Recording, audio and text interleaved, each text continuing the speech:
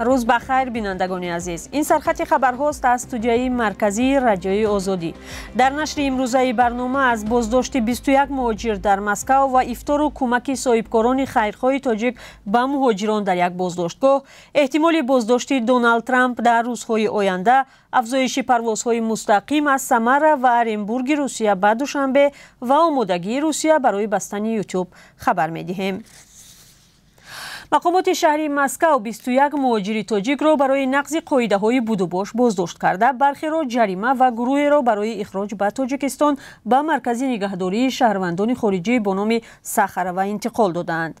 مرافعه دادگاهی مهاجران روز 30 مارس صورت گرفته است. امیرخان، یک تن از مهاجرانی که با قرار دادگاه با جریمه آزاد شده است، روز 30 مارس در صحبت با رادیوی آزادی گفت آنها در ساختمان کار می‌کردند و هنگام یک تفتیش پلیس بازداشت شدند. او گفت نصف از همراهانشون جای خوابشون را عوض کرده بودند، ولی هنوز فرصت ثبت نام در جای دیگر را پیدا نکرده بودند. مقامات روسیه این را ثبت قلبکی جایزی است عنوان کرده مهاجران را جریمه یا اخراج کردند.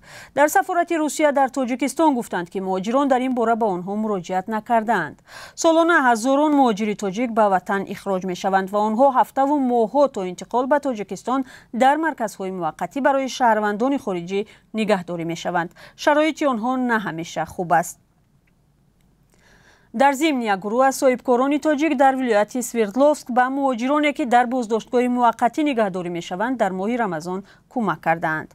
کنسولگری تاجیکستان در شهر یکاترینبورگ خبر داده است که در مرکز نگهداری موقتی برای شهروندان خارجی 61 شهروند تاجیکستان از جمله 3 زن نگهداری می شوند و خیرخواهان تاجیک کوشش دارند در رمضان با آنها قریب هر روز افطار دهند. روسیه مکان صدها هزار مهاجر تاجیک است. مهاجران پیوسته از نقض حقوقشان به کار و زندگی در روسیه شکایت می کنند.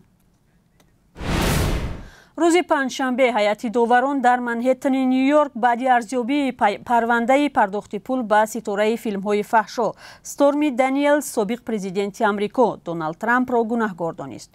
همین طریق برای اولین بار سابق پرزیدنت آمریکا در دادگاه با عیبنامه پاسخ خواهد داد. تفصیلات عیبنامه ترامپ آشکار نشده است، ولی تلویزیون CNN گزارش می‌دهد که به کمش 30 اتهام مربوط به فساد در صاحبکاری ترامپ مواجه است. احتمال روزهای آینده دادرس منهتن عیبنامه را معرفی می‌کند. ترامپ میگوید کاملا بیگناه است. او اشاره کرده است که تلاش برای سبقت در انتخابات پرزیدنتی سال 2024 را ادامه می‌دهد. به غیر از پرونده منهتن، ترامپ باز در چند قضیه دیگر هم گمان بردانسته می‌شود. پروازهای مستقیم هواپیماها از ثمره و ارنبورگ روسیه به پایتخت تاجیکستان بیشتر می شود. شرکت هواپیمایی نورتویند روسیه هم پرواز در این خط‌سیر را به راه مانده است. در این باره از فرودگاه بین المللی ثمره، کرومچ و در سایت اویاپورت رو خبر دادند. پروازها از روز 31 مارس آغاز شده هفته یک بار روزهای جمعه در خط‌سیر ثمره دوشنبه و برعکس انجام می شود. پرواز دیگر در خط‌سیر ارنبورگ دوشنبه صورت می گرفته است. همچنین خبر داده می شود که شرکت نورتویند در روز 3 می پرواز در خط‌سیر کراسنویارسک بختر را شروع می کند. پرواز هفته یک مرتبه صورت می گیرد. نورتویند یکی از شرکت های بزرگ هواپیمایی روسیه است. هر سال هزارها مهاجر تاجیک برای کار و زندگی به روسیه می روند و بیشتر از خدمات هواپیماها استفاده می برند. طوری که در گذشته دیده شده است، افزایش پروازها هم به نرخ برای مهاجران بلند بلیط ها تأثیر جدی نمی رساند. در شهر نوسیبیرسک روسیه 6 کارمند پلیس را در رابطه با قضیه کشتار دختری 17 ساله از جانب مهاجر تاجیک به جوابگری کشیدند. مقامات دادستانی گفتند پلیس بعد تهدید و هشدارهای جوان به دختر بی‌توجهی نموده از جنایت پیشگیری نکردند. دادستانی ناحیه سویتسکی نوسیبیرسک به رسانه‌های روسی گفته است پلیس به مراجعت‌های والدان دختری کشته شده بی‌توجهی کرده است. آخر ماه ایول مقامات روسیه از کشتار بی‌رحمانه یک دختر 17 ساله خبر داده بودند. در این جنایت خوشنود همراهیف مهاجر 27 ساله تاجیک را گمانبر دانسته بازداشت کردند. به گفته تفتیشات دختر دوست داشته جوانی تاجیک بوده حادثه بر اثر رشک رخ داده است.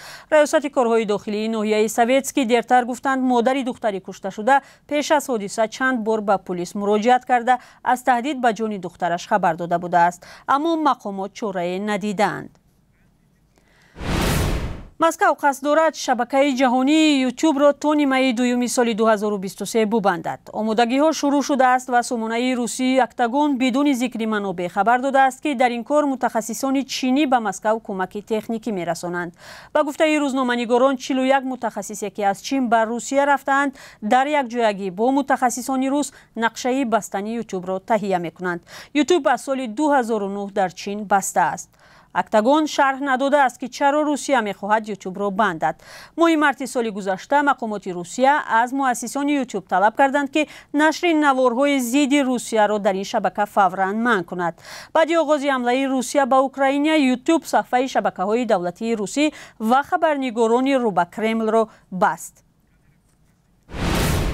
حالا فرصت اعلان قرب اسعار خارجی در تاجیکستان است که از سوی بانک ملی معین می شود. امروز 31 مارس قرب روبل روسی به تغییر باقی مانده 1000 روبل با 141 سومانی و 50 درم تبدیل می شود. نرخ یک دلار 10 سومانی و 91 درم و یک یورو 11 سومانی و 90 درم است. بیننده عزیز، تشکر از شما برای همراهی. بعد از چند ساعت با هم در برنامه اخباری آزادی وا می‌خوریم. تا آن وقت روزی خوش به شما.